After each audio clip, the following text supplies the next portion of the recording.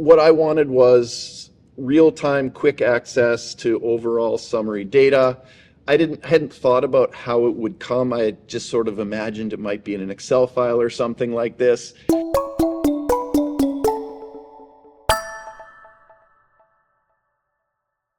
This was a fairly lengthy process on Rotman's side. We had a lot of internal discussion about our current in-house solution for collecting course evaluations and the pros and cons of moving to the blue system that had been adopted by much of the rest of the university.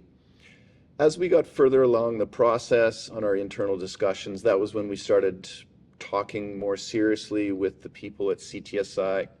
There were really two types of questions that we were interested in. One was on the operational and logistics side, and then the other was on the what questions should we be asking the students in terms of their feedback.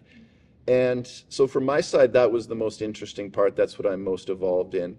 Our previous in-house form had been developed at least 20 years ago, and I don't think it changed. And what we were really interested in knowing was what sorts of questions will provide useful feedback to instructors and what's consistent with best practices.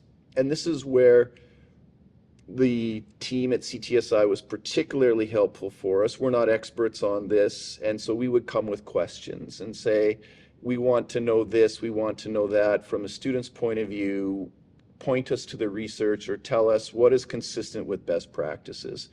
And that was what we found to be most helpful. On the operational logistics side, our staff had tons of questions and lots of back and forth with the staff at CTSI. It's a big move going from your own in-house system to a whole new system.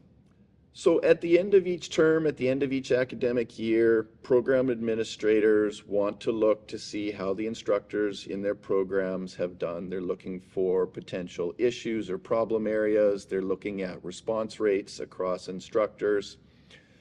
We used to have staff members manually collect this information, put it into an Excel file, and we got the information, it wasn't organized all that nicely, and it was a lot of wasted resources. So a couple of big advantages of the dashboards. We get it now in quite close to real time, in the sense of the evaluations are done. It can go, CTSI has the information once the instructors have seen the results. They can then put it through to the dashboard. So we can see what's going on quite quickly and in real time. Second, it offers very clear both aggregate views for administrators, so you can look at average response rates in a program. That's something that we pay a lot of attention to. It's important. And at the same time, it's easy to switch to individual, very specific views. So you can go from looking at what's the average response rate among second-year MBA electives to looking to see very quickly how did this group of individual instructors do in terms of their course evaluations.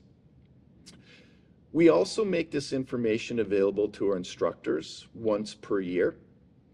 Instructors don't get to see how other instructors do, but they do get an aggregate view. This isn't something that we were able to do before. So the aggregate view, they get to see, if I teach a second-year MBA elective, I can see what the overall response rate is for other instructors, and I can see how other instructors performed in aggregate compared to myself. So it provides a very clear benchmark compared to what they previously had.